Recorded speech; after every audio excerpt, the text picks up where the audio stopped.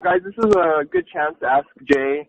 It's pretty much a Q&A, open discussion. If you have any concerns about Stealth or any of the other companies, please feel free to do so. Yeah, I would say this much as an opening preface. I'll get some information on Titan and Tiger and Axio. I don't really know a lot about those companies. What I can tell you, gentlemen, about those companies is that they spent a lot of money to get listed, more than the average company did. And those particular companies decided that they wanted their values to reflect their financial statements, because these are insurance companies or large corporations in the UK or in Sweden or other European countries. So they wanted to properly reflect the value that they actually have on their financial statements in terms of equity.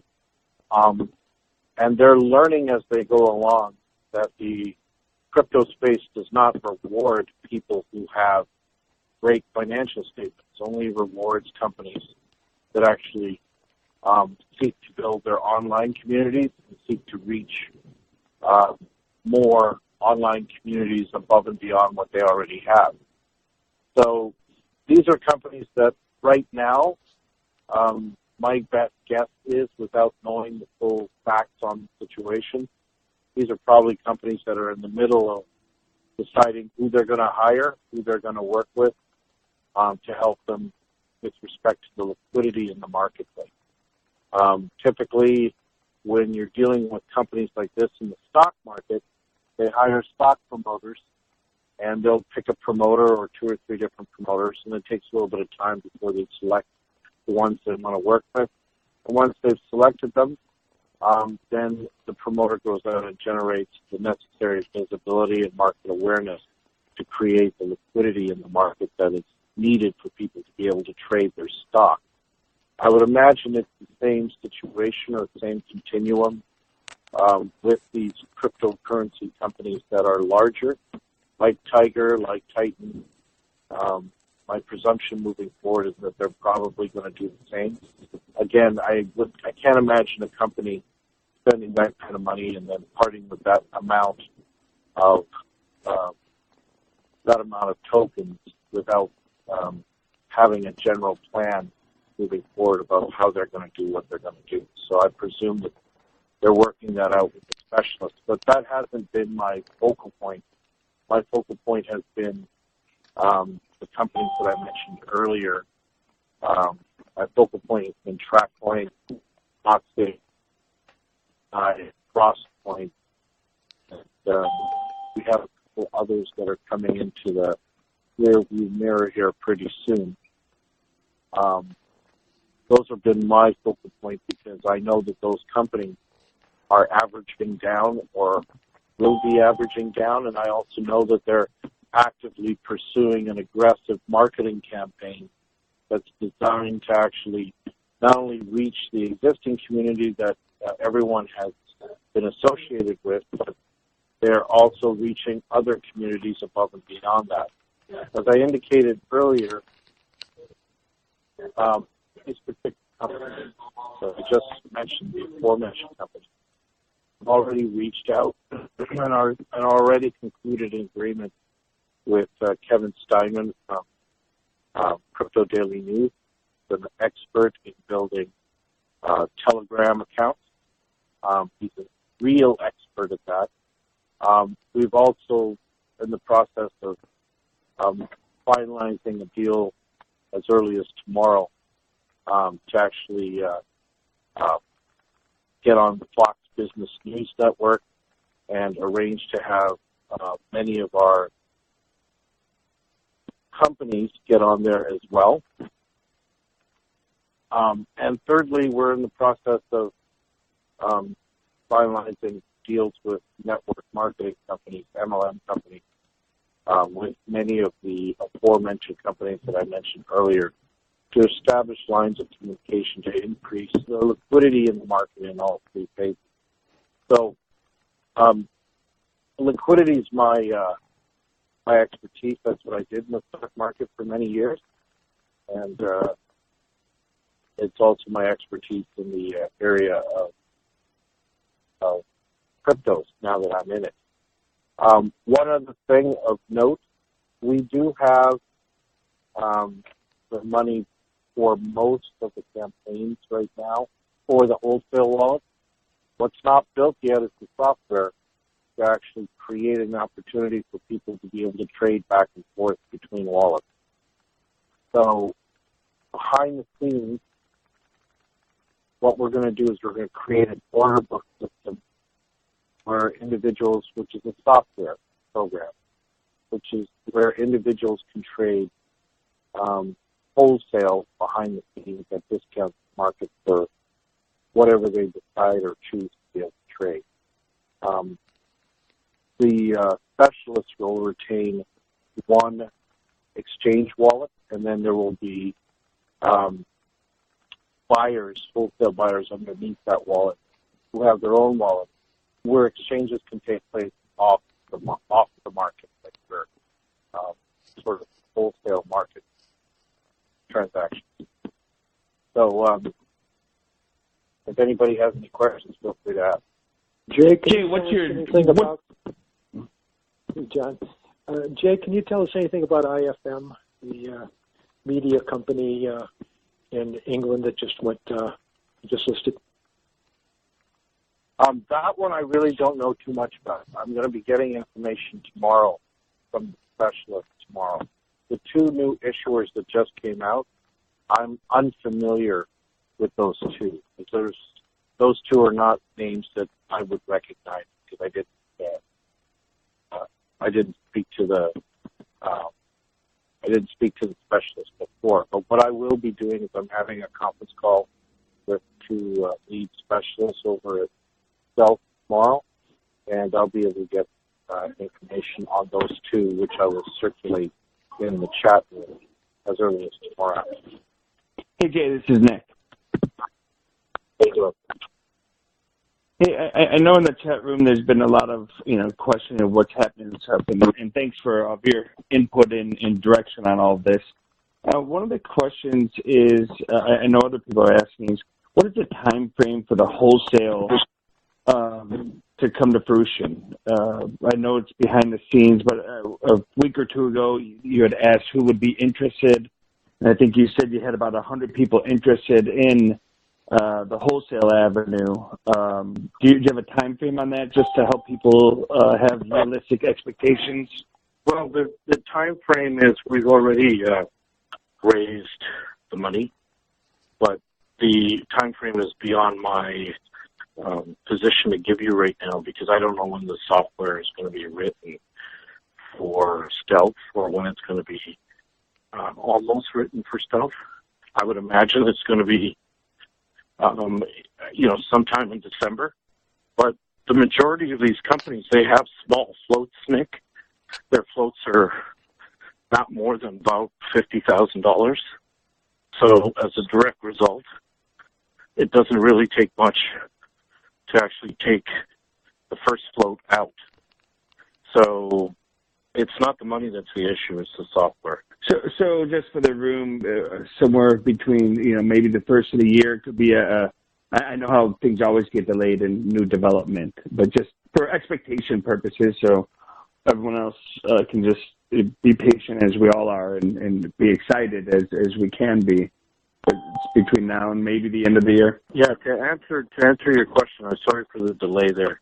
To answer your question, I've actually indicated in a previous voicemail that I believe that everything will be pretty much running pretty smoothly between markets here, probably by Q2, and by the middle to end of Q1, in my opinion, Q1 of 2019, in my opinion, you're probably looking at a situation where the liquidity in all of the markets goes up demonstrably.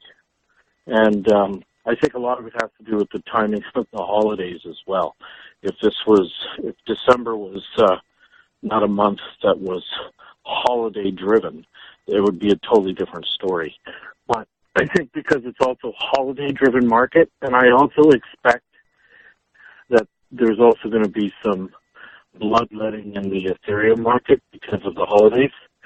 I would expect that much, if not all, of the next wave of liquidity outside of what Kevin Steinman is doing is probably going to hit. It's going to basically take people out probably by end of Q1, beginning of Q2, 2019. And I believe I said that in a voice message to everyone the other day. Jay, could you elaborate a little bit on what kind of activities Kevin is doing in the liquidity area or any other area? Well, what Kevin specializes in building what are called telegram rooms. And what a telegram room is specifically is an area where people that are interested in purchasing cryptocurrencies, these are particular individuals that are put into a room very similar to a WhatsApp or a WeChat room. And what happens is that they're automatically introduced to a set of companies. A telegram room is specifically a room very similar to WeChat or very similar to WhatsApp, except that it's not limited in size. So in essence, what happens is that you're able to actually get into the room and you could have up to, I think, 2,000, 3,000, 4,000 people in a room. And what Kevin does is he typically builds rooms that are the size of about 2,500 per room. And it takes him, on average, about 30, 40 days to build 2,500 occupants per symbol per room. Sometimes even shorter amount of time. So that's one area of interest that we've already started. The second area of interest, obviously, is the network marketing companies, which we're busy creating accounts for. And thirdly, the other area is traditional marketing, which is television and traditional advertising. Now, there's some companies, and I'm just going to say this, that really don't need a lot of help. And if you guys haven't noticed already, companies like Tonight Magazine, they won't need a lot of help because the fact is that they're actually doing their own form of advertising. They're actually going to be going out and advertising in the Philippines demonstrably, which is an English-speaking country. And Tonight Coin is going to get very liquid very, very, very soon. TrackCoin is going to be one of the first companies that's going to be on Fox Business News. So naturally, that's going to be a significant gain. Just so everybody knows, the last company that was on Fox Business News, within 24 hours, did 14 million tokens at $2. The liquidity is not a going concern. That's easy. That part of it easy. I just wanted to make a general comment, however, about the perceived value of Ethereum.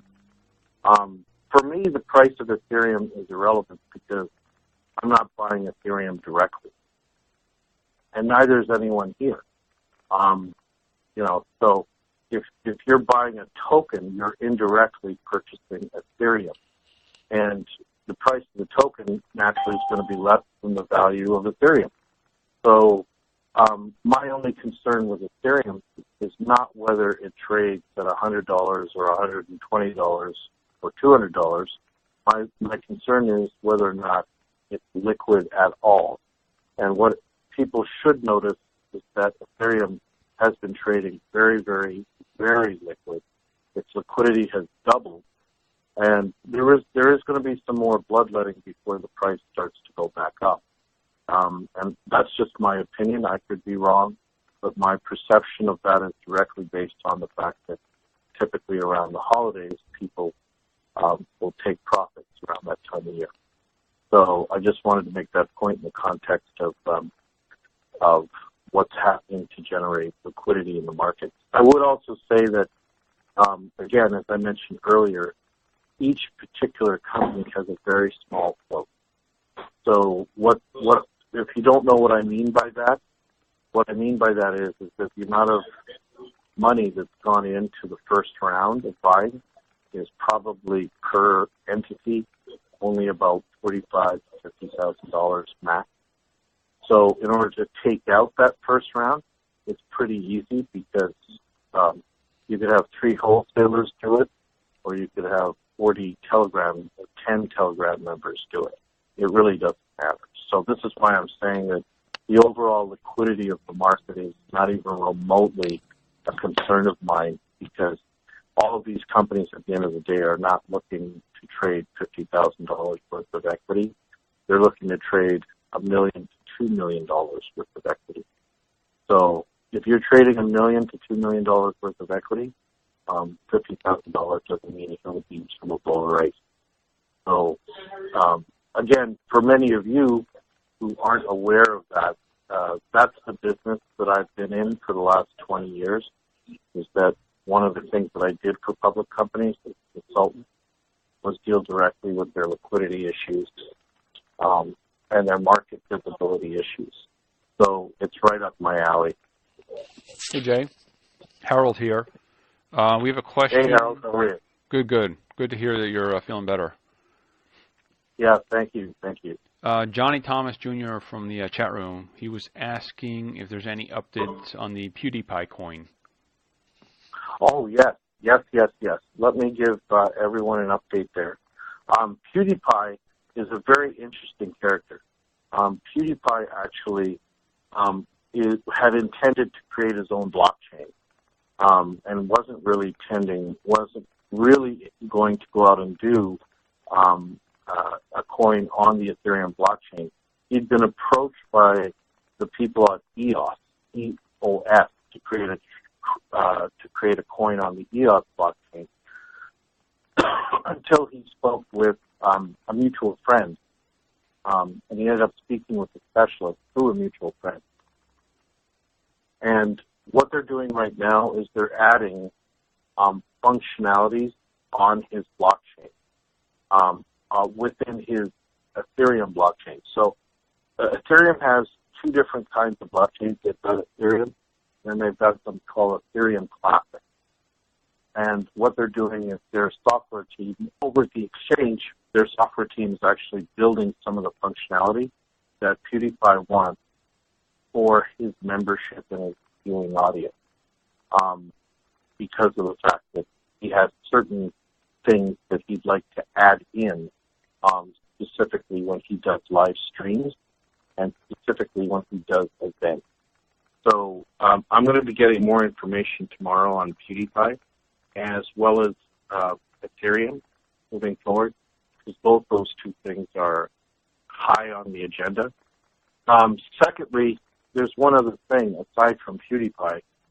There's some other major players on YouTube that have also contacted Alan over at the specialist market to discuss getting their own tokens. That's going to be coming out here very, very shortly. PewDiePie is just one of probably about 4 or 5 social media influencers. Okay, great. There's another question produced by Pasta. He's asking, will there be opportunities for people to become influencers and possibly be paid in tokens? Those are very high. And just so everybody knows, I'm one of the social media influencers. It's funny I call myself a social media influencer. I'm not actually a social media influencer. What I am is basically a stock market guy who has experience putting together liquidity programs, which sort of fits what Kevin Steinman does and sort of fits what social media people do when they've got a significant following. So if anyone wants to talk to me about doing social media or becoming an influencer, then just set up a call with Josh and myself, and we can arrange that. Josh has built a platform called Jumper.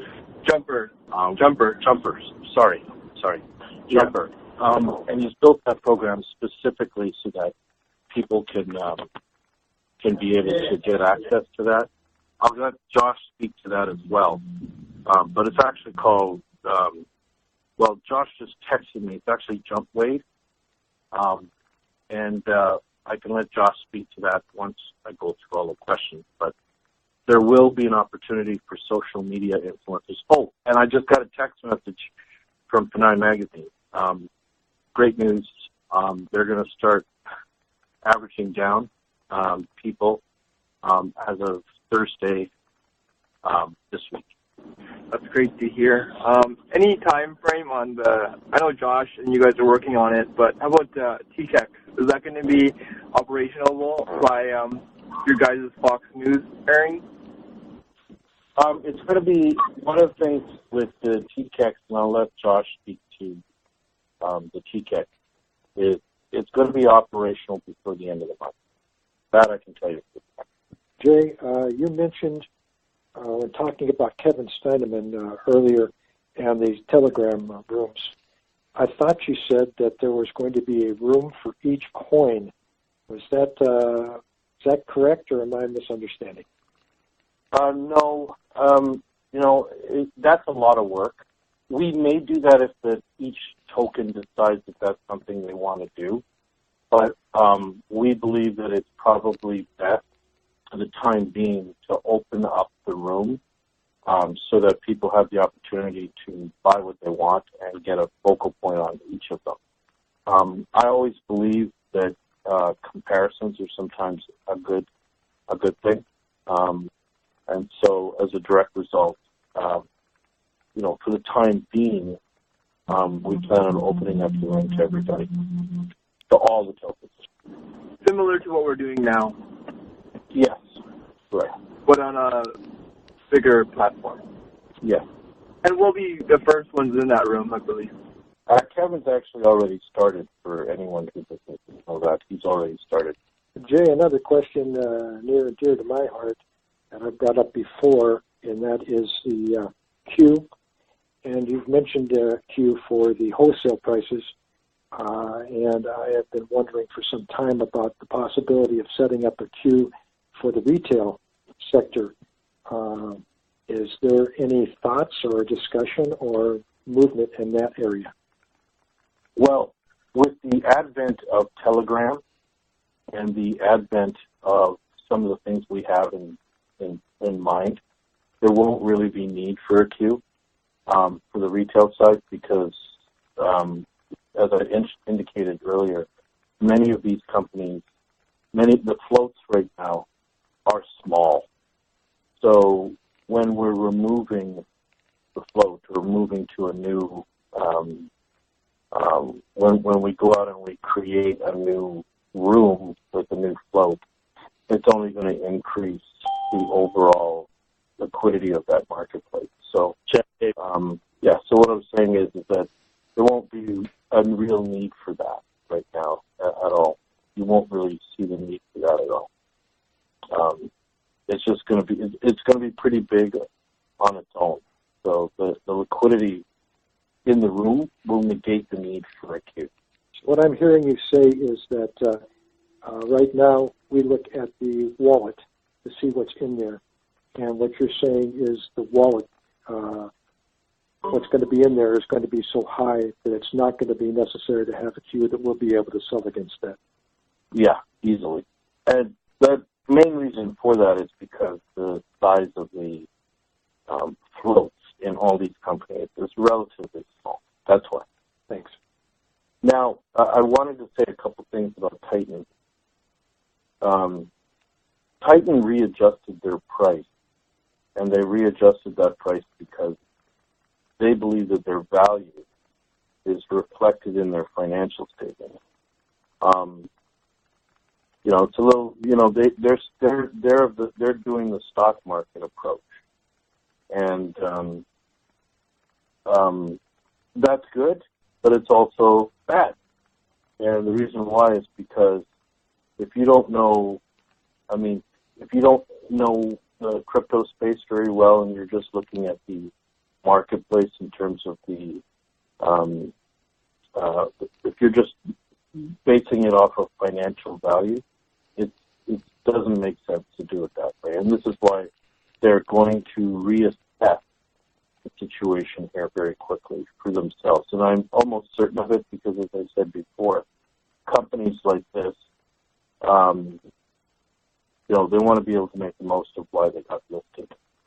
So I have no doubt in my mind that they will generate the liquidity in their market at the price that they've rearranged themselves to allow for people that got lucky, who may have bought Titan unbeknownst to me, who may have bought Titan and who are looking to generate some liquidity off of it. I can't really speak to Titan because I have never spoken to the officers and directors. I don't believe they've averaged anybody down, nor have they offered to. It's a totally different company as opposed to the companies on the blockchain that exist right now. Any chance that we might be able to have Chelsea get on a conference call with us? And absolutely. You've also alluded to the fact that maybe Tom from GDO and Dan from Resolve, maybe it would be worthwhile, if possible, to get more than one CEO on at a time, and we could ask them questions, and maybe that would motivate any of them to maybe reconsider some of their actions. Yeah, I don't see why not. I can actually put the feeler out there. I think that'd be a very useful thing to do. I believe that they should be getting on the calls. I know that, for example, the CEO of Panay Magazine is planning to get on a call here soon. We haven't picked up a date because just hasn't had the time, but it is something that they want to do. So I don't see why we couldn't arrange that. That's something that we should be able to arrange. Thanks so much. But for anyone that's in the token, I just want to say this to everybody. I've got a lot invested in this. Everyone's got money invested in this.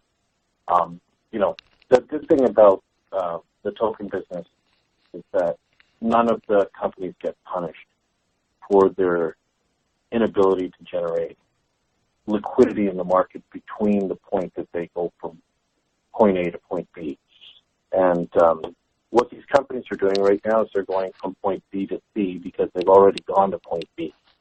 Point B is you guys. So getting to point C is a function of going out and doing some of the things that they've got to do. So in the case of TrackCoin was already liquid before you guys got involved because it had gone from a penny up to $1.39 long before you guys were involved. So, now that it's trading where it's trading, the priority right now is to move to the next level. And one of the proud things I can say about what Josh has done is he's continuing to increase the number of transactions, and every now and then there are buys in his market. But the priority right now for his market is to generate a significant room to generate a lot of buying through the Fox Business News channel, to go out and do the network marketing, to create the Telegram accounts, to open up new WeChat and WhatsApp groups that we actually have already communicated with. There's bigger channels than Rich TV Live, but it's true that. So we're already communicating with those people, and that's part of my job. That's what I do.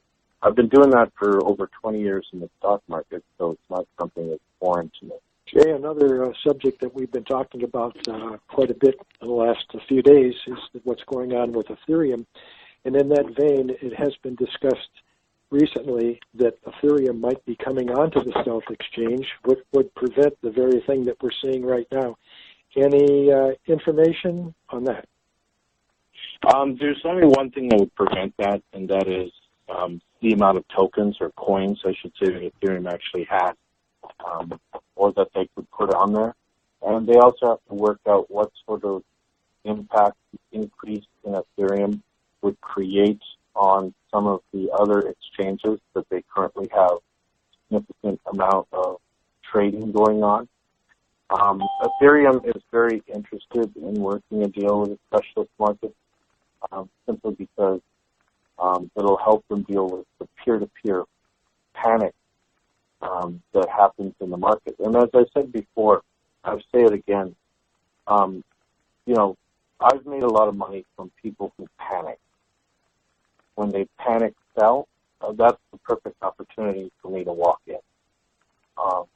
Panic selling is shorting.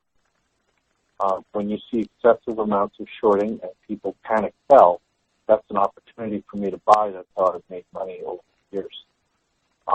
So when you see panic selling in the marketplace, you have two forces at work here with Ethereum. You have one force, which is the panic selling that's actually happening as a result of Bitcoin having panic selling. But you got to also understand that Bitcoin doesn't have smart contracts the way Ethereum does. Bitcoin is directly, much of their liquidity is derived through futures contracts at the Chicago Mercantile Exchange and through retail, where people are actually using it as a form of currency to purchase goods and services. And this happens every cycle with Bitcoin to some extent. So Bitcoin will rebound, Ethereum will rebound. That's just the way the market is.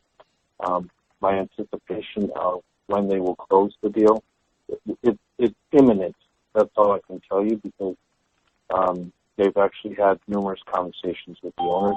I never anticipated or never felt that it was going to take 2 days to put Ethereum on the market, because I could tell that this is going to be drawn out negotiations on either side, because obviously you have fees, you've got structure, you have you have a lot of different things that work here. So, but I do know that Ethereum is in their best interest to get into a specialist market here quickly.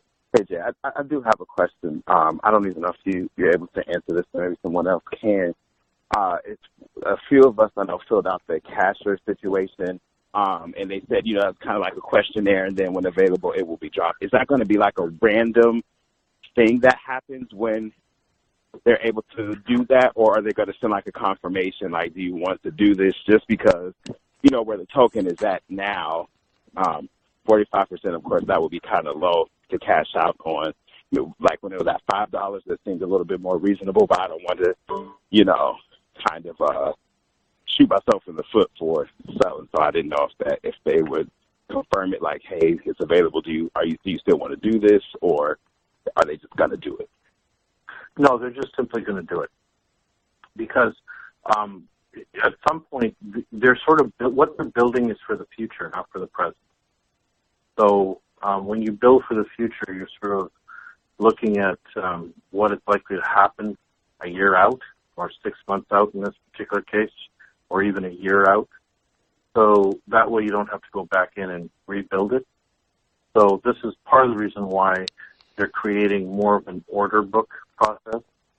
So what you would have in the wholesale market is you'd have the specialists with their own wholesale wallet, and then you'd have other wholesalers, private individuals with their own wallet.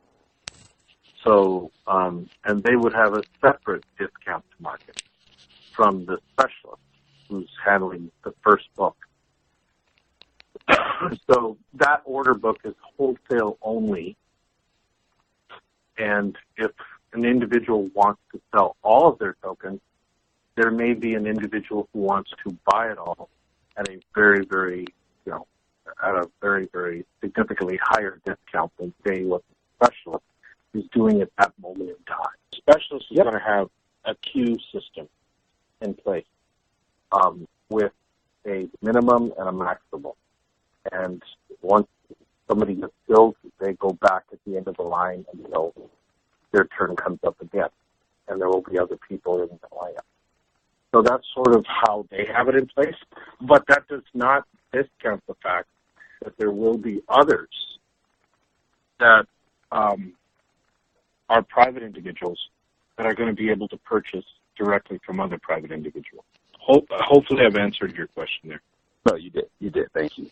Harold here. We have a question from Marco in the room. He was asking if there's any buybacks happening soon. The buybacks, Harold, are all part of the wholesale program. Marco, I should say, are all part of the wholesale program. And what we're going to be doing is, as opposed to just doing it for one person, We're going to leave that option available for everyone. So what they did was we looked at the size of the floats in TrackCoin, in 3 other companies, and then what we did was, in each particular case, we brought in wholesalers to equal the size monetarily of each float.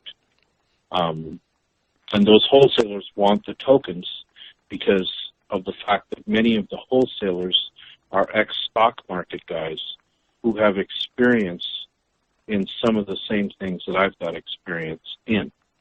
So they're acutely aware of not only how specialist markets work, but they're acutely aware of how prices work. So, for example, controlling the marketplace or controlling the size of the float essentially dictates how much money you're going to make. So we have other people that are coming into this market that are stock market related that want to own these tokens because it gives them the ability to hire their own people. And when they hire their own people, they part with a certain amount of those tokens, and then they retail it out to their own groups. So it gives them an opportunity to sell exclusively that market directly into their own people without having to compete with others. So it's not going to be just one person. This is designed as a process for the future, which doesn't have to be rebuilt or repurposed. Okay. Again, I'm going to repeat this again. My experience and some of the people on the stock market side, our experience is liquidity. So we're acutely aware of, for example, I was hired by many a microcap company to deal directly with their market visibility and lack thereof of liquidity. So we would employ promoters from Europe, for example, or from the United States to actually go out and create buying in a marketplace. In order for them to be able to create buying in a marketplace, their biggest concern, and it's always a concern of stock market people, is how much is in the float, because what is in the float dictates your ability to increase the value. And because many of these people are unaware of how a specialist-driven market works in the crypto space, it's been a breath of fresh air for them because transactions drive the increase in the value of these tokens. Now, one other thing that I would add, that the loss of value in Ethereum hasn't really been replicated in the loss of value in the tokens to the extent that Ethereum has dropped. I don't know if anyone's realized that, but it really, hasn't seen, we haven't seen any crashing on our market. Okay, are there any other questions? Would you, or any final thoughts, Jay? You want to leave everyone on? Well, okay, there's one final thought, and I'd like to make sure everybody understands, is that we started this on September the 13th.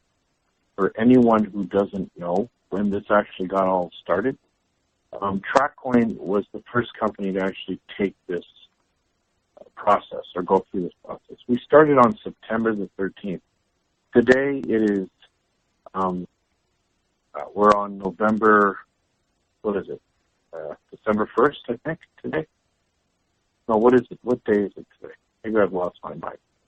26. 26, yeah.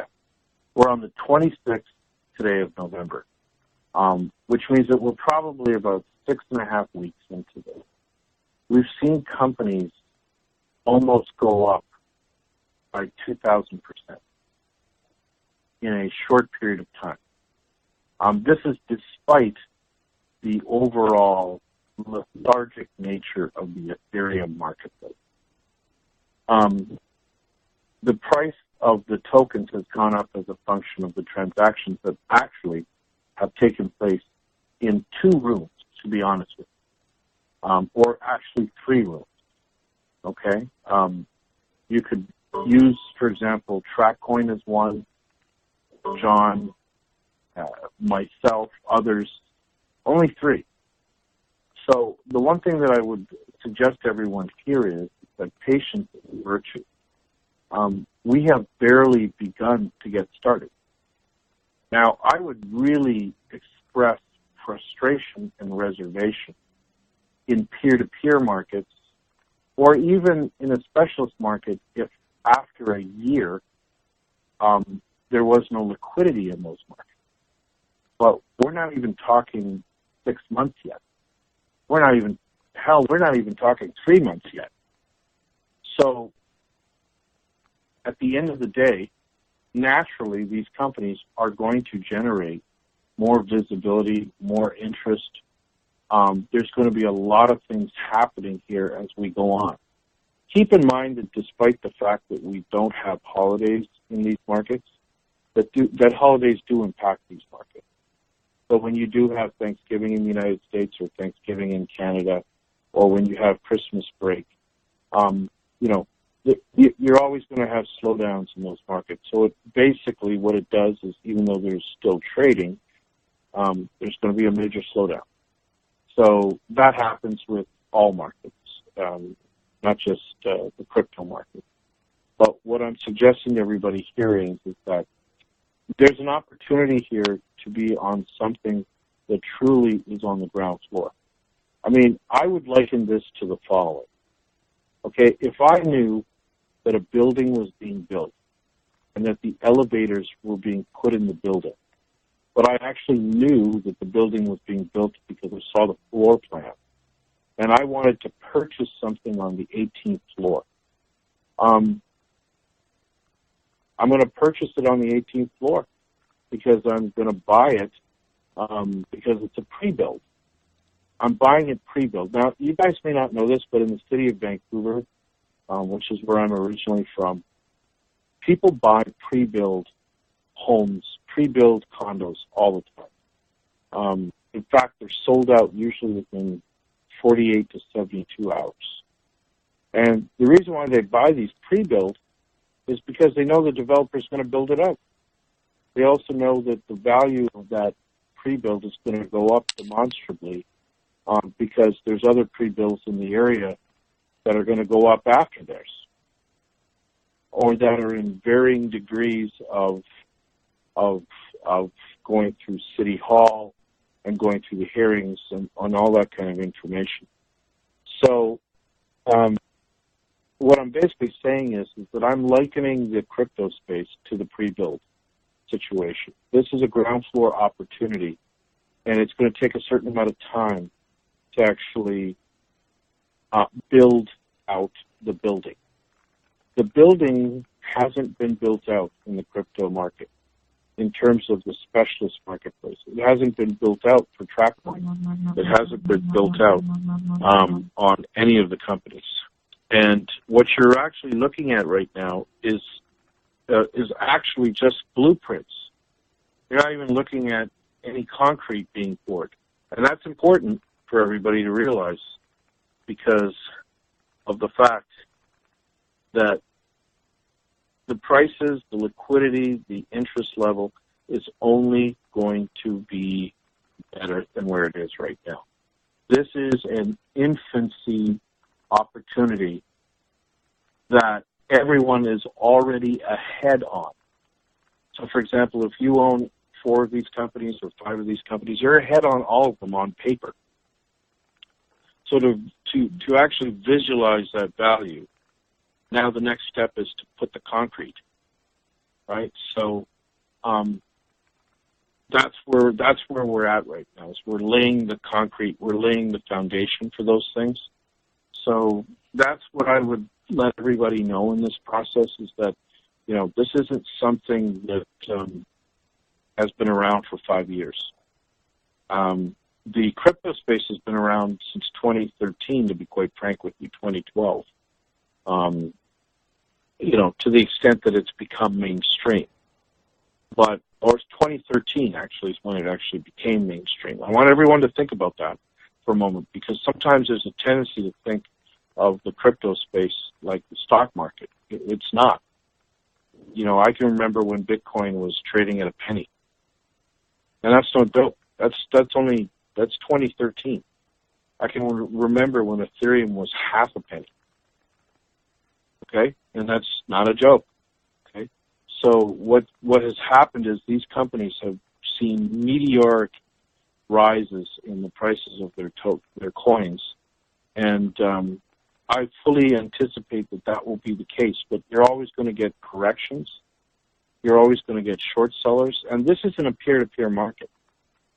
Okay, they didn't have specialist markets back then. There was no such thing as a specialist market for coin companies. Okay, because decentralized markets are what people actually have a tendency to believe in.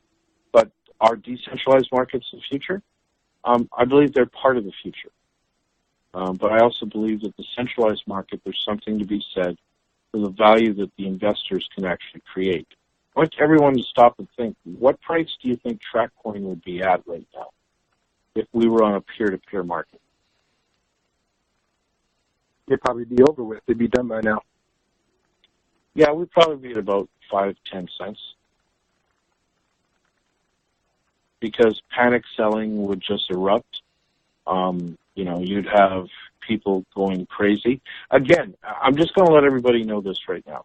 For anyone that hasn't been able to sell or is a little frustrated that they can't sell, would you prefer to sell at a loss, or would you prefer to wait till 2019 and sell at a profit?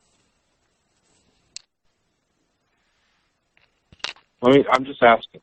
I'm just putting it out there. Do you want to sell at a loss? Of course not.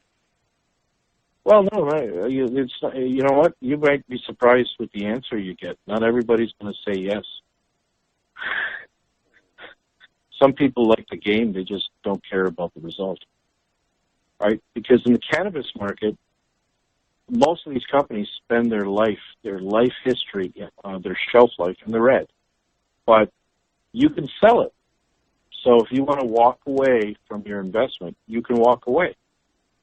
It's kind of funny because I've been talking to John about his investment in TGOD, TGOD, which is a publicly traded company, a cannabis company, that he got a tip from to purchase. He bought it at $7.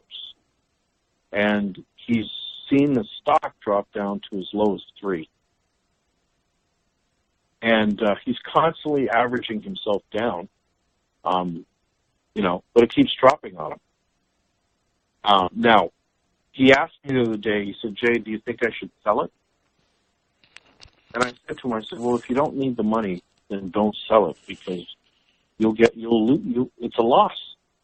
So that's my advice in the stock market. My advice is that if you don't need the money, then average yourself down and wait till you can make a profit on it when you see some green. That might take 6 months. It might take a year in the stock market. And again, I'm saying that in the stock market. But in the crypto space, that's not the same situation here. Nobody's trading at a loss. Is there anybody in this room that's actually lost money? I just want to know.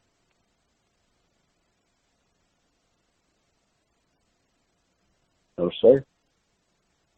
No. So the next step is to be able to turn your paper gains into Ethereum gains. That's the next step. Now, is that really all that difficult? So if it converts backwards with Ethereum dropping, is that not a loss in some way? No, because you didn't buy Ethereum directly. I liken it to if you had money in your bank account and the Canadian dollar or the U.S. dollar goes down because of international trading, you still have the same amount in your bank account. Is it worth more or less? It depends what you want to compare it against. But, you know, as far as your earnings are concerned, what a person earns a month at their job, it remains the same. Everything that you buy and sell remains the same. It's just that the value of that currency has changed somewhat. So, Okay, in my opinion, it has never changed. So the fluctuation of all of it across has gone down enough to where the gain still sustains? Yes, if you compare the numbers, the coins have actually increased in value when you consider the drop in the currency, which is Ethereum. Yeah, that makes sense. And Peter's right. I want to make this point perfectly clear about everybody, to everyone. The value of Ethereum isn't so much the value of what you traded at. It's the value that you can trade it at all.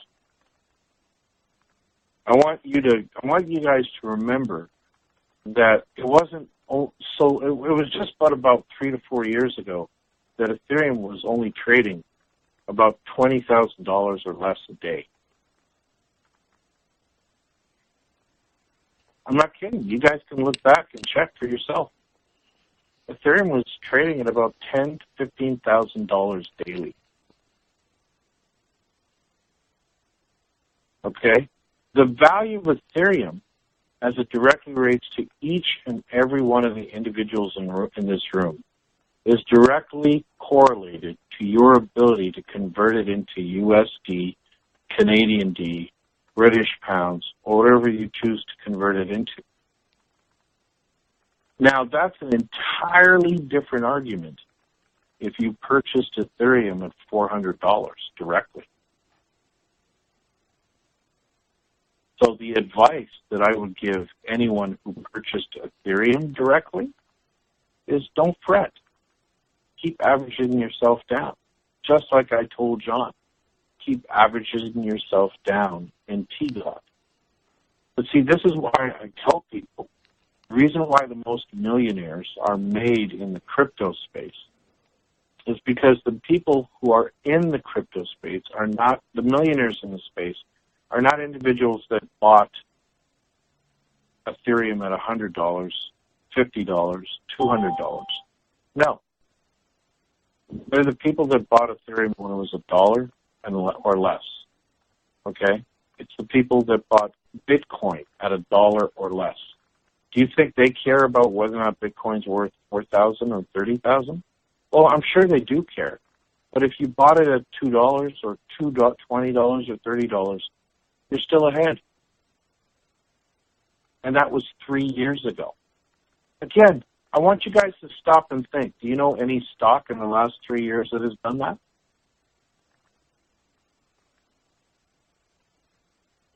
If you put your money into a pension fund or a 401k and you did that in 3 years, do you think you'd be working for the next 20 years? I mean, I want you guys to stop and think about this for a moment. A token, buying a token right now, is where the millionaires are being made in the space, because it gives you the ability to convert the token at a higher price into more Ethereum than you could have hoped to have purchased in the open market. That's basically what it is.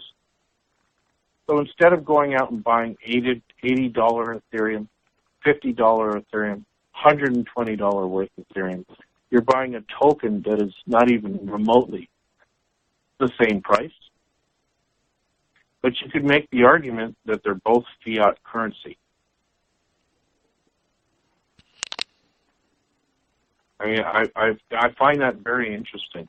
You can make the argument that the token is no more fiat currency than the currency that that's backing it. And you could also make the argument that the U.S. dollar or the Canadian dollar or any of these other currencies, you could also make the argument that they're also fiat currency. But at the end of the day, regardless of the argument, it's about paying your bills, having a good time. It's about being able to make a profit. And to me, unless anyone can point to a better space, I don't see an opportunity in the cannabis market because that market's already been cornered. It's already been cornered. Okay, so this is an opportunity for everyone to be part of something on the ground floor. And I've said this before, this is not a get-rich-quick scheme.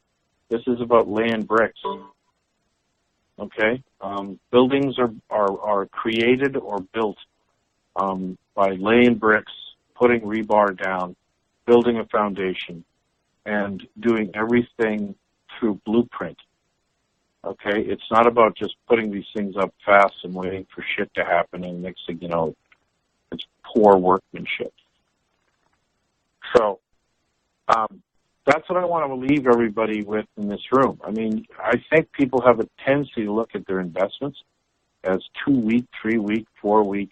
It's not a Ponzi scheme.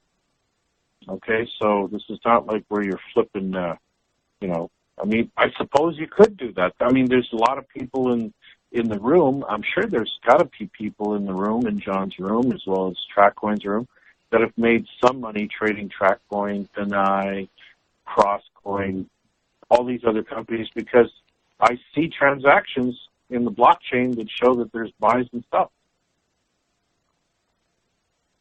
So it's got to be the same people in the room, unless I'm mistaken. But when you see the wallet addresses, they look awfully familiar to me. Am I mistaken? That's correct. Right. So if that's the case, and people are making profit on the way up, some people are.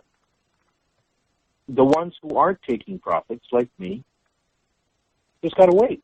It's called waiting. It's wait because when you wait, it's more reward. But remember this, and I want to say this to everybody here. If you cannot afford to wait, and you see an opportunity, pick the nickels up when you see an opportunity to grab the nickels from the table. Okay? Take what the market gives you. If you see $50, take 30. If you see $100, take 40. It adds up every day. And in the case of, for example, of Penine Magazine, they're going to have some. They're going to have, in the case of TrackCoin, they're going to have some wholesale buyers coming in. Big ones. Same is true with CrossCoin. And again, you guys have to look at the quality of the individuals that are doing what they're doing. I can't speak for Titan because I don't know, nor have I spoken to management on Titan, Axio. I plan on it. We plan on having that conversation, but I haven't spoken to Titan, Tiger, Axio, and some of the big insurance companies and bigger companies that are there. I haven't even spoken to the two entities that just listed yet. I spoke to Tom Bagley. I know that what he has in mind to do. He's learning, though. He's still learning. Okay, so when you look at this particular company, when you look at these companies in the context of what they're planning to do, specifically with Telegram and all these other accounts, these opportunities, you guys are going to start to see some pretty big things happening here. And again, I use the word big things not to imply that it's vague, okay? Nothing is vague with floats that are 50,000, okay? Just so you guys know, I'm used to dealing with floats that are over. Peter, myself, specifically, Peter Lindhout, because if you guys don't know who Peter is, Peter's been in the stock market for over 25 years. Peter and I have worked as, we're partners in the stock markets for over 20 years.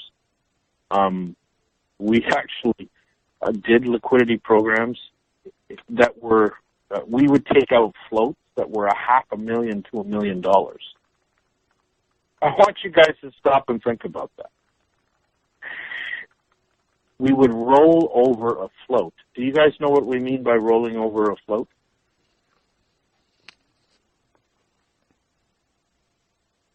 So could you explain?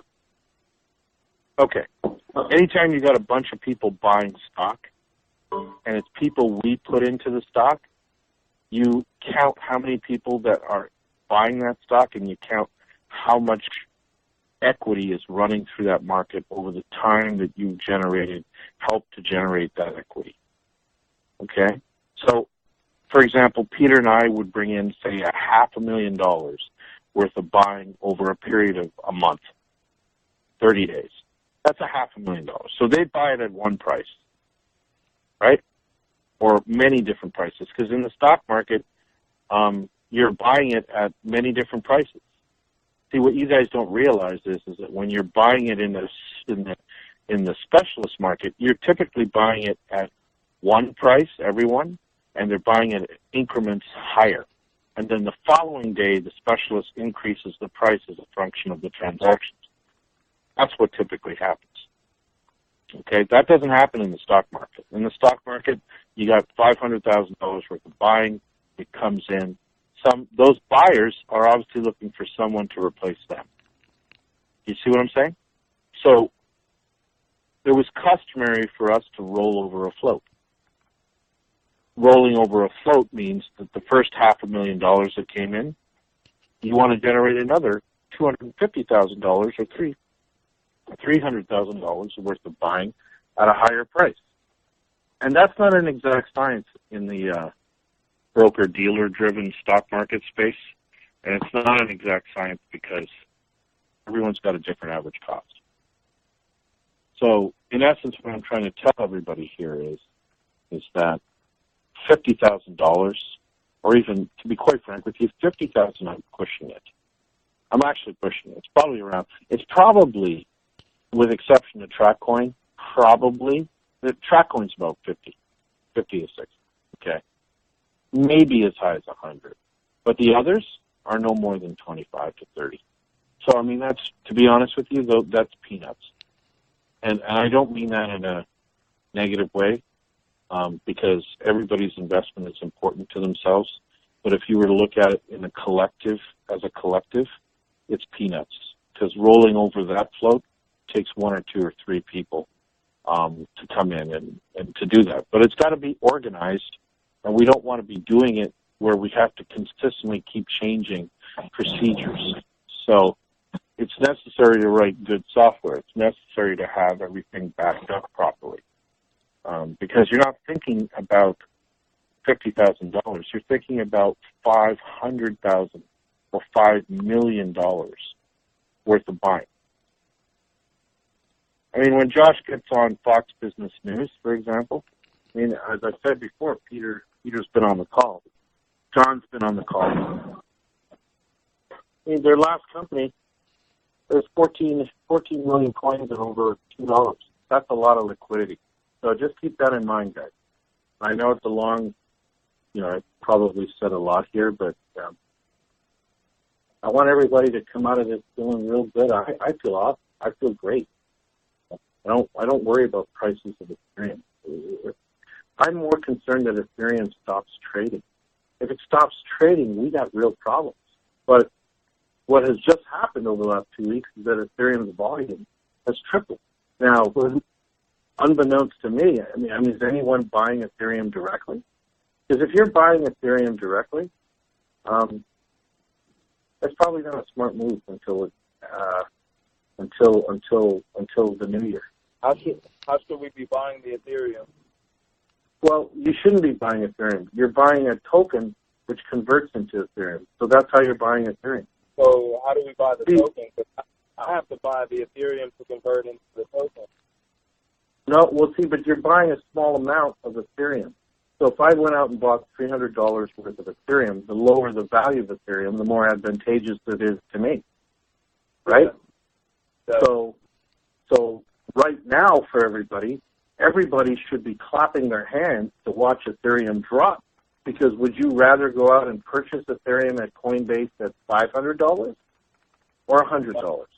Yeah, exactly, at 100. Well, yeah, exactly. Or if you could get it less than that. Hell, I'd be happy if Ethereum was trading at $10. It doesn't, again, you guys have to understand, everything is relative. Look, if I turn around and Ethereum was trading at $5, and then Ethereum went from $5 to $20, what's the gain? 15. Okay? Well, yeah, I'm telling you guys, You guys should be hoping that Ethereum drops in value. For the love of God. Why is everybody interested in Ethereum going up when you don't even have the token yet? Okay? For many of you, you just bought the token. You've seen the token value go up. Okay? Yeah. Okay? You converted the Ethereum you purchased into a token, thank goodness. Because I want you to stop and think that if you hadn't converted it into a token, the Ethereum that you purchased would be worth what right now? A lot less. Yes. So you guys should, I want everyone to stop and think about what I just used my language, just fucking said. If you went out and bought Ethereum at $200 right now, and you bought it and you didn't buy a token, you'd have to average down because you lost money. But if you, the fact that you went out, you bought a token, which trades in the sub-penny, or should I say the penny range, means that whatever you might have bought it at, the value of that token has gone up demonstrably higher than any losses you could have sustained with Ethereum's fall. I get you. So for anyone to think that the value of Ethereum affects their value in their token is completely smoke and crack. Okay? Your Ethereum value at the end of the day is only relevant to the extent that you bought it directly from Ethereum. So if I go out and I buy $250 worth of Ethereum, and I bought it at $150, and now that value is only worth $80 today, but I bought a token that's gone up from 1 penny to 15 cents. Did I lose any money? I'm just asking. No, you gain. And you gain demonstrably. So if I'm a new individual coming into this space, I want to buy Ethereum as cheaply as I can. I want the price to fall. So I win both ways. So keep that in mind. The name of the game here is to buy a limited amount of Ethereum to get yourself in the game to own a maximum amount of tokens, so that when you sell those tokens at a higher price, you end up with more Ethereum than when you started. Now, I'm going to ask everyone another question. If you bought Ethereum at $100 and Ethereum came down to $20, is the loss in the value of Ethereum have any impact in the gain that you made when you bought the token at 5 cents and then ended up selling the token at $1? Just asking. Repeat it one more time for everybody, Jay. If I bought Ethereum and I bought $250 or $300 worth of Ethereum at $150, and the price of Ethereum came down to $50, and in the process of doing that, I bought a token at 5 cents, and I decided I was going to cash out on my token at $1. Does the value of Ethereum represent a loss in my portfolio? And that was wherever you gained a lot. No. Wouldn't matter. You've already converted it. Yes. It's been converted. Yes. Right. You take a third loss on the Ethereum directly, and then you take the 20 Correct. gain on the token, which far offsets that There you third go. loss. Correct. That's essentially what I'm trying to say to everybody is that if you had been in the Bitcoin or Ethereum market when it was trading at a penny or 2 cents or 3 cents, the difference between in Bitcoin $4,000 and $10,000 is significant to the person who bought it at 2,000 or 3,000 or 8,000.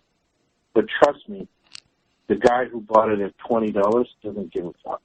Use my language. Okay? So you've got to think of it, you got to think of these tokens in the exact same light. Okay? I want you to stop and think, what do you think each token is going to be worth in 3 years? Do you think each token is going to be as illiquid as they are now? Do you think they're all going to have $50,000 floats back?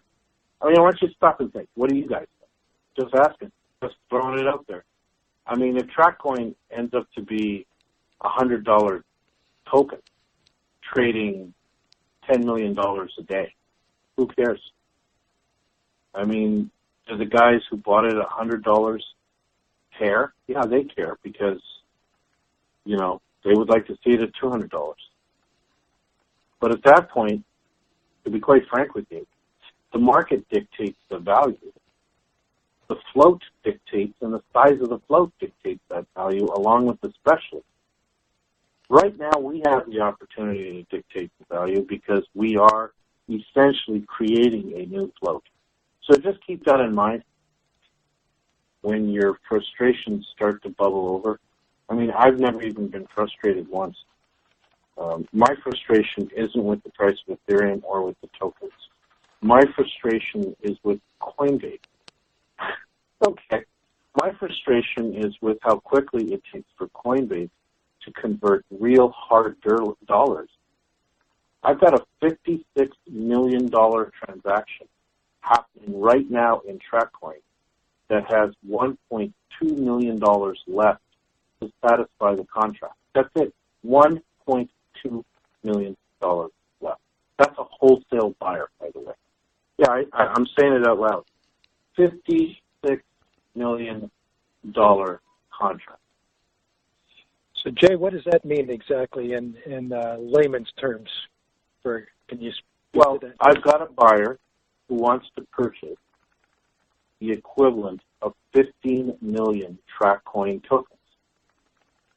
And they have spent the last 2.5 months, actually it's not 2.5 months, it's not fair. They've spent 4 weeks trying to get $56 million worth of Ethereum. And they can't? Yeah, I don't want you because of Coinbase? Yeah, they can't because Coinbase is going to satisfy the order, but Coinbase cannot deliver the order when they want it. So I want you to stop and think. Everything has there's the theory of relativity. When you go to these peer-to-peer markets, try to sell, try to buy $2 million worth of Ethereum on the open market and see how long that takes. So what I'm basically trying to say is those markets look liquid, but they're really not as liquid as you think. If you come with an order that's significantly higher than the trading volume that they do every day, it's going to take a long time to fill the order, which is no different in the token market right now as to an individual who has a bunch of tokens they want to purchase through Coinbase. They have to wait.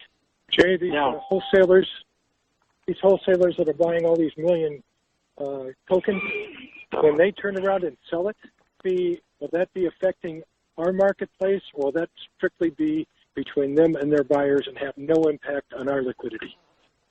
No, they're retailing it. Of course, it has a definitive impact on the open market because they're not wholesaling it to another wholesaler.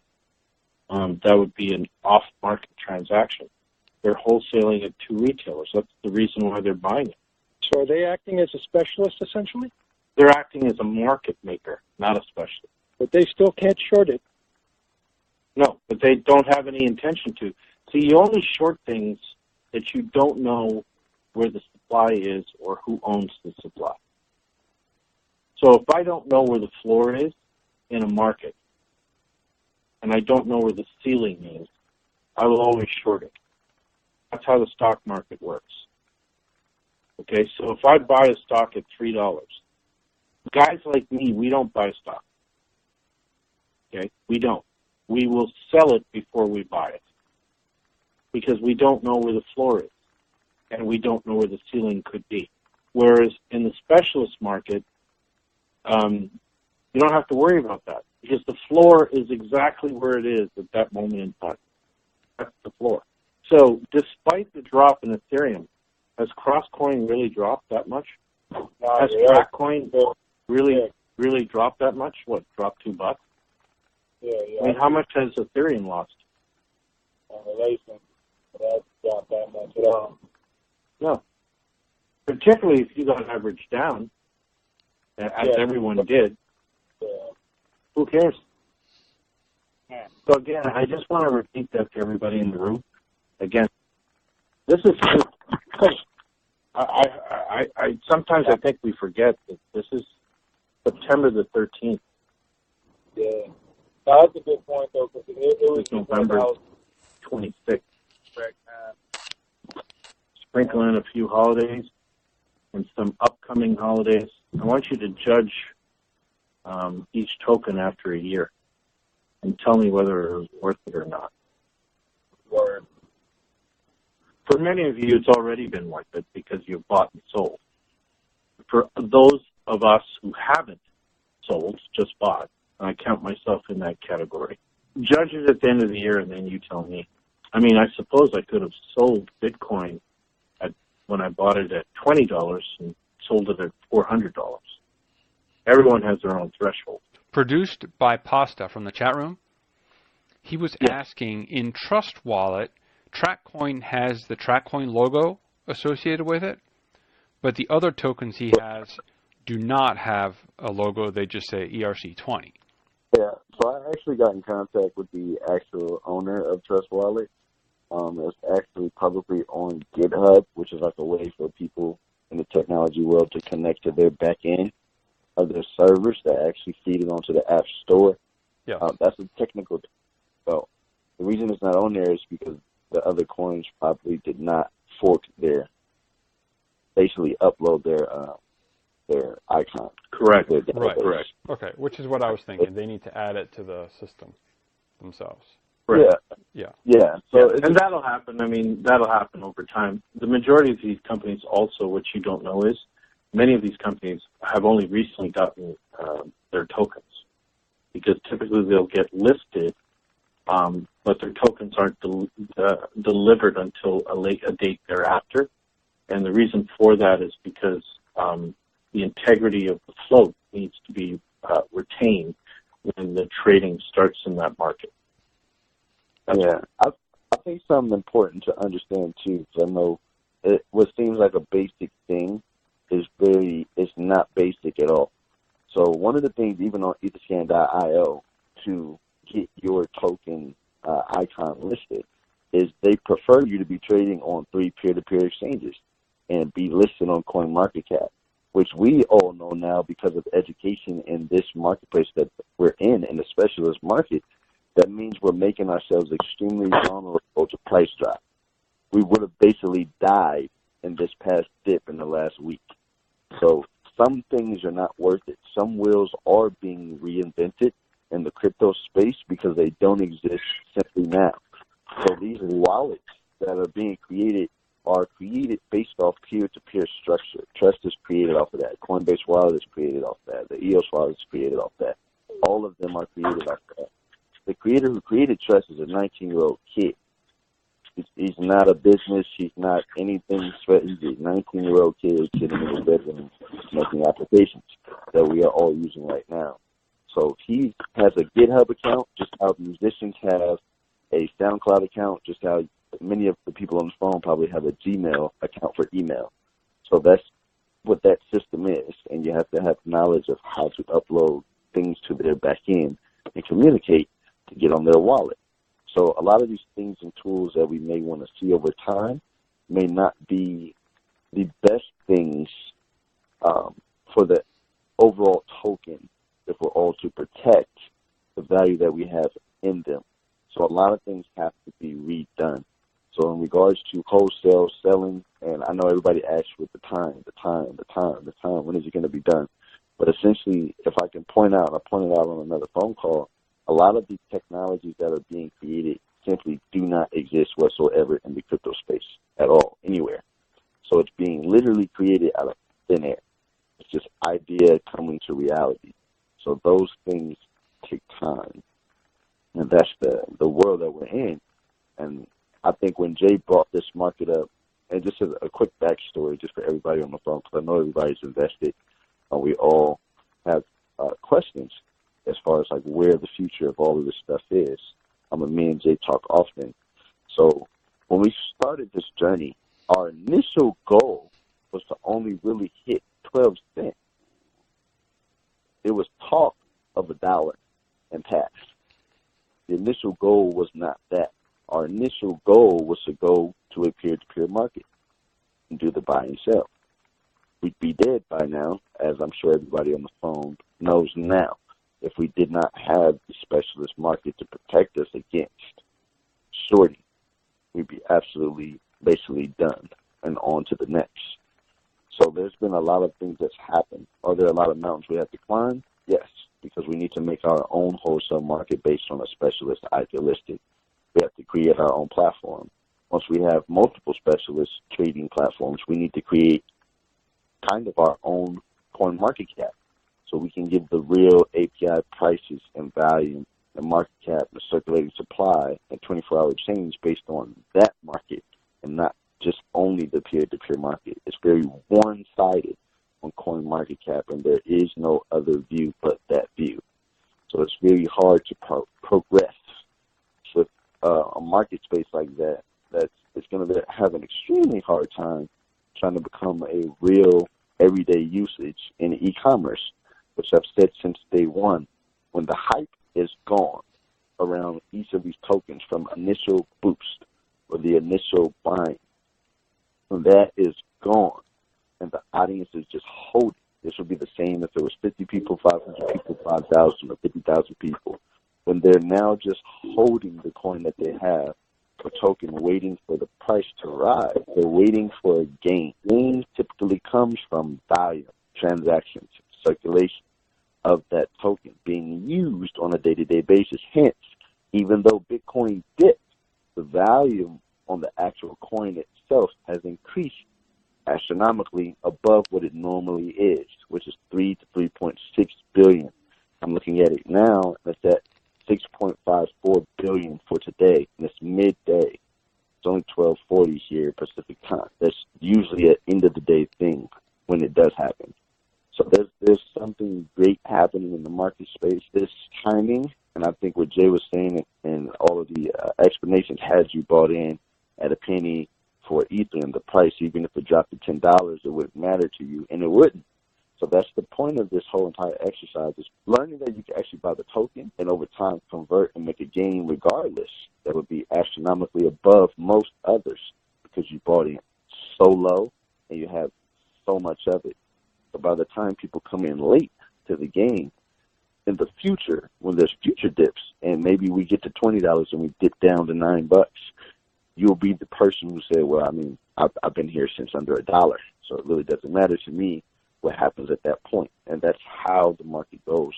That's the only real relevance in regards to tokens and coins that graph holds.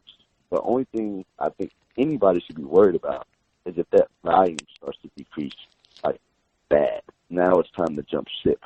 But until then, volume increasing means that there's more transactions. There's possibly more buying going on than selling at that point in time.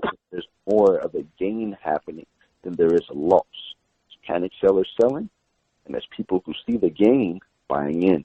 Because to them, that moment right now, this moment at $1.08 and 42 cents on Ethereum is a gain moment for most who did not have the chance to get in on Ethereum even 2 weeks ago when we were looking at 180, 220 plus. This is $100 and change decrease. This is a chance to get back in and reposition for gains as we move right back into the future. So, and by future, I mean 24, 48 hours, 72 hours, because it's already changed that fast.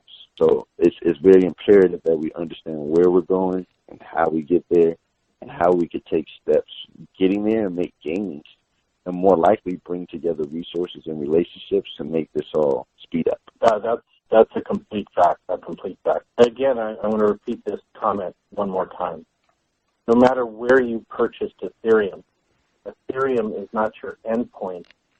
It's your transit point, okay? when you're buying the token, okay? So when you're buying the token, you're actually bringing yourself back to what I like to call zero, resetting the dial, and then when the token goes up, like it has been demonstrably, when it's time to cash out, any loss in the value of that Ethereum is negligible to the gains that were made off the token converted back into Ethereum. Also, somebody asked earlier about, I'm not sure who it was, but if they can rephrase the question again, because I know some time has passed, in regards to being an influencer and how they could possibly get involved. Yeah, that was from someone in the room, Josh, who asked that question. Okay.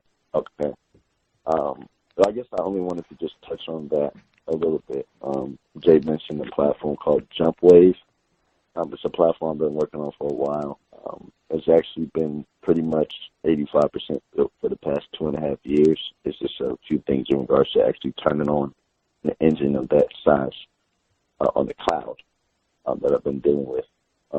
But essentially, it's a platform that would allow the social media and the e-commerce to become a bridge, which I think is extremely important to creating the, I guess you would say, ACH concept, which is automatic clearinghouse. It's kind of like with every time you swipe your card, that's how money travels, which essentially is almost like a depreciated, I don't want to say depreciated all the way because we obviously still use it, but it's an older version of what you could call a blockchain and how information passes from one to another. So I made a platform that's basically 90% done now. I've been talking with Jay about this the past couple of days via text. It would allow people to actually earn tokens that get listed through social media engagement and activity, which we all obviously are in multiple groups online, whether it be WhatsApp or Instagram or Telegram or multiple things. The platform would allow you to it has a point system, and it's called Nexos. But it's a point system to where you earn that. It goes to an actual digital wallet, and you can convert that to free token. So the whole entire platform is built onto the blockchain. It has a wallet that is going to be pretty mirror image to the TKEX wallet, and they're all going to connect. And there will be many things that you guys kind of see come together on that. That will be like the first basics of how people can get involved. It has a full affiliate and multi-level marketing system that's going to be built into it. So now when you talk about it with someone else, when you share a link, when you share a page, when you share a post, you share anything from the platform, it automatically pulls an affiliate number that you don't have to go get. So that way when you share, you're actually, it's a benefit to yourself as well, and not just basically feeling like people are just, getting involved for no reason. So it's a few things that are coming in that, and I definitely will keep everybody advised.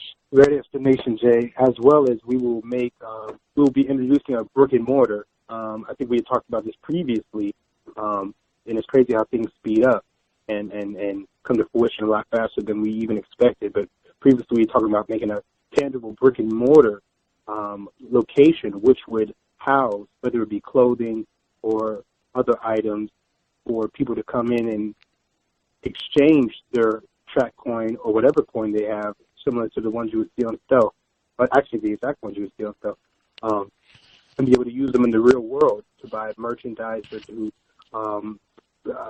just use them in their everyday life. So that way, the coins are backed by something tangible, and it has everyday application. So yes, so that is in the works as well.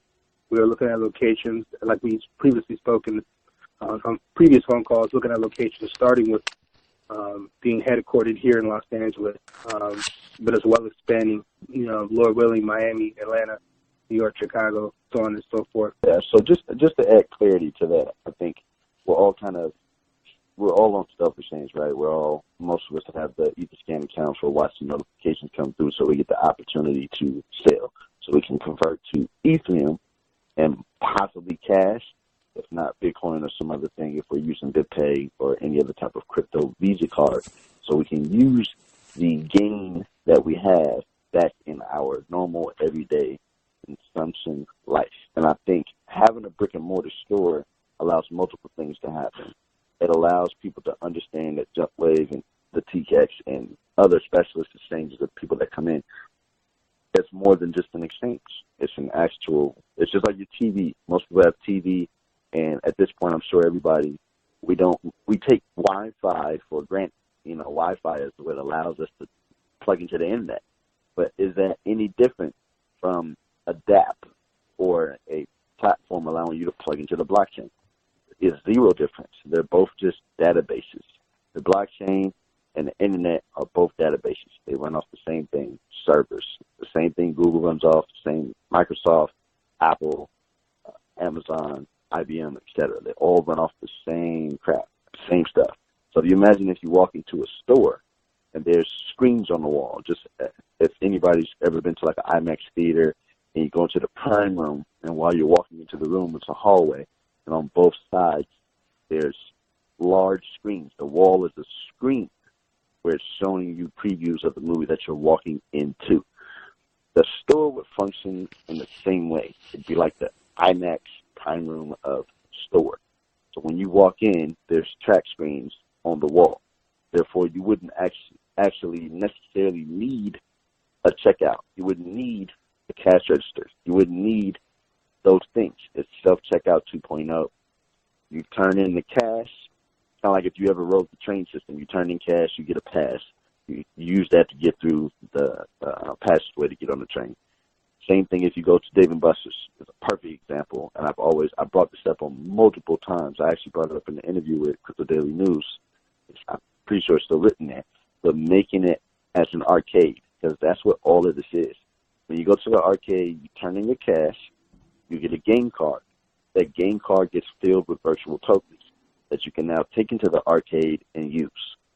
Only difference between Dave & Buster's and what we're talking about with the Jump Store is I can't use those game tokens to go buy a drink or get dinner. I can't use it to buy clothes. It only works for the arcade. So now you imagine you go into the Jump Store and those tokens are not game tokens anymore. It's TrackCoin. It's Cross. It's Moxie. So in that movie theater, it works. So in that store, I can buy clothes. I can get a hoodie. I can get dad caps. I can get shoes. In that store, I can buy a drink. In that store, I can actually order dinner. And it's not so far off because we have it, Dave & Buster's. The only thing that is not there is the cryptocurrency and a payment gateway, a.k.a. an automatic clearinghouse, ACH, which is what your Visa card uses every time you swipe it. So that is the real purpose of the TCAX, and that's been the real time ticker in regards to that, making sure that that software is correct, because it's, you know, it wouldn't be fun if anybody lost a large amount of money in the abyss of the blockchain. So we have to make sure that stuff is correct down to the T with zero error and scalable. So tens of millions of people use it. It's okay. The same thing with JumpWave on the social media side, which will probably be finished 5 times faster than the TCAX because it doesn't necessarily have to handle the heavy load of financial transactions. It's all social, so it's pretty much done. But it would be the very core of why that place works, why people come together, how you earn points. You imagine you're 15 years old, you're not old enough to open up a bank account, I'm not old enough to get a Visa card, I'm swiping my parents' card when they're not looking, and this is just an example of how real this will become. You get on JumpWave, I earn points. I can convert those points into free track, which I can now move over to the TCAX and sell. Now, obviously, those will probably change over time because I'm sure there'll be KYC, AML, and different things that you have to approve for with your age, just like a bank account. But at this point, being that the decentralized market is how it is, there's a lot of kids who have crypto, a lot of millennials who have cryptocurrency. That's a proven fact. So now you imagine from the 15-year-old to 20-year-old or 30-year-old who may or may not have a job, and I'm able to kind of survive outside of my car note and my lease for my apartment or home or my mortgage. I'm eating, I'm clothed, I'm working, I'm networking, and I may link up with other people that start another business. It allows a growth to another level, and it's the things that are missing from cryptocurrency is platforms. With gaming, we have Microsoft, we have IBM, we have Sony. We have people who created applications for gaming to mean something, make it tangible. When it comes to money, we have banks, we have hedge funds, we have Citigroup, we have brick and mortar places for that money to mean something. For crypto, it's very digital. It's blockchain. It's not too many places where I can go in the building and buy food with the Bitcoin, unless you're a mom and pop who's just decided to accept it. It's not really accepted like that. There's no brick and mortar place for it to mean something past just selling it and making a profit, which is where the float conversation keeps revisiting. I think if people can have a ability to use and start integrating and spending that token on something that you would probably spend it on if you did have the cash and convert it, then I think it'll grow over time. So essentially, create the token, create the bank, create the brick and mortar location for people to come use it in the real world, then expand that, let people license out, just like you would go in and buy a franchise, 200,000, $250,000, whatever McDonald's is going for right now. Buy into a McDonald's or a Taco Bell franchise. Let people expand it. And then it becomes the everyday norm where, hey, I can come in and I can buy dinner for the family. I take the, date night, or I take the family out on the weekend, to wherever. And I could pay with cash, I could pay with credit, or I could pay with crypto. I mean, we have to think about, fast forward 12 months, 24 months from now, what will people be using and how can we be ahead of the curve? So that's the whole point of it. So I think Jay had to jump off the call. I think he jumped onto an investor call or something. He just texted me. But if there's any questions that anybody has in regards to those, or how we could possibly work together or build, or any of these things or concerns, etc., if I can answer, please feel free to ask. Josh, this is Bobby. Question being, if you have IRA funds, especially Roth IRA funds, which are not taxable at all, is there going to be a way to buy tokens using those funds? Because we can't use them directly. We have to go through a brokerage or a bank or a trust. That's probably a situation I would have to consult with Jay about in regards to what we can and cannot do with the Roth IRA, in regards to the platform and how we can incorporate it. But I definitely will look into it and see how we can possibly build some things there. That would be absolutely huge. No tax. Yes, sir. Yes, sir. Are there any other additional questions? I think that's all we have for today then, I guess, Josh. I think you and Jay answered a lot of people's questions. Are there any other questions for Josh? No, I really appreciate the info. Really cool. Yeah, we really appreciate it. No problem. No problem. All right. I'll catch up with everybody soon.